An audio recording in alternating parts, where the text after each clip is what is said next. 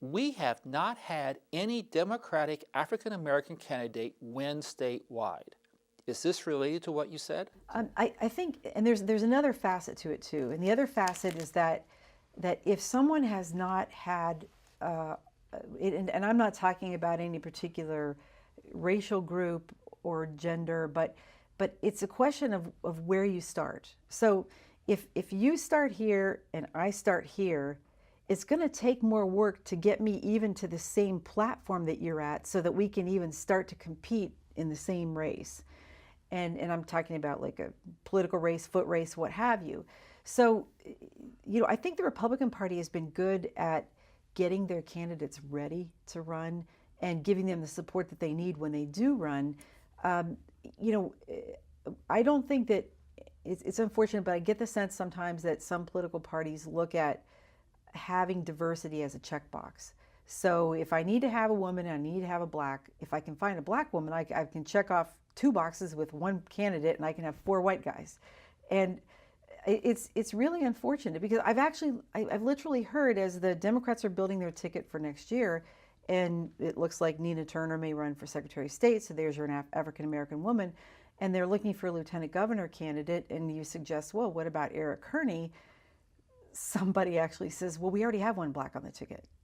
So that issue is a problem, but it's also a problem that we tend to thrust our person out there in the limelight and then give them no support or no preparation, and we set them up to fail, and it's not good for anyone. And if someone moves out front quickly and says, hey, I'm going to claim that I'm going to run for this office, if they really aren't ready, then the leadership, which is what a state party chair or county party chair is supposed to do, is to say, yes, I want to see you there, but I want to see you really there. So why don't you try this first? Let's get you ready and let's do a long-term plan for you. But we don't seem to have the prescience to be able to do that. In your book, Cupcakes and Courage, you outline how to run statewide for an elected office, and you've done it twice. It is an excellent primer on how to run for state office. Can you describe what it is like to have the honor of serving in a statewide elective position? Running statewide is indescribable unless you do it. Because Ohio is just an amazing state. We have 88 counties, and I know Kentucky has more, but each of these counties has its own culture, mindset. I mean, because we have such local control in our governments here in Ohio. So it is really, it's awesome actually to be able to go from county to county to county in Ohio and see these differences and to see the people, and but yet to be able to relate to.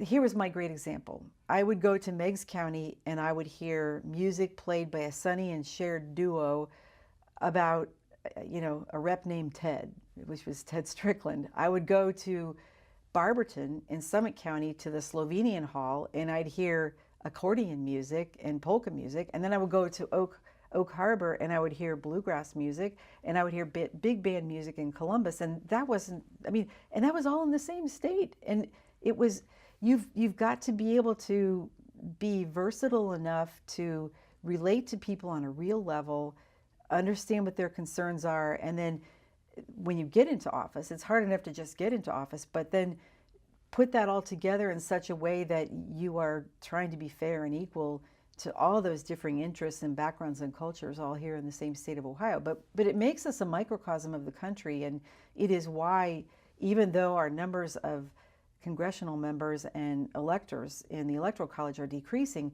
we still remain a very important swing state for any president running for office. You have a whole chapter in your book dedicated to dirty tricks. I was thinking to myself if young people should consider running for office, and why. Well, young people should still consider running for elective office, and one of the things that is so important is the way that we communicate the message. And the old model, stemming from post-Watergate Federal Election Commission filing, is based on money, money, money, where the old model is that you hire consultants to tell you what to say, tell you how to say it, focus group whether you should say it in a still shot or in a moving video because maybe they think your motions are too jerky, to then testing as you say it, whether it's working in this area or that area. And all it's doing is taking a bunch of money and creating a fake candidate and insulating that candidate with layers and layers of insulation that aren't really necessary. And so I guess what I'm saying is that young people, people of color, LGBT, women, if you can just be real and know why you're running for office, there are tools that are emerging that still require money but less of it, that if we can be smarter, we can get an elected population that looks more like the general population. So I talk about the dirty tricks because that's the old crusty ways. And yes, politics is rough and tumble, because think about life in a family. It's not always easy. It's the same thing in a political party. It's the same thing in the world of being an elected official. But I guess what I see in so many young people is this desire to serve, this desire to do good, to do civic duty in whatever milieu that they are. And so I think the dirty tricks, they have to be aware of it, but I think that they don't belong in where the future is.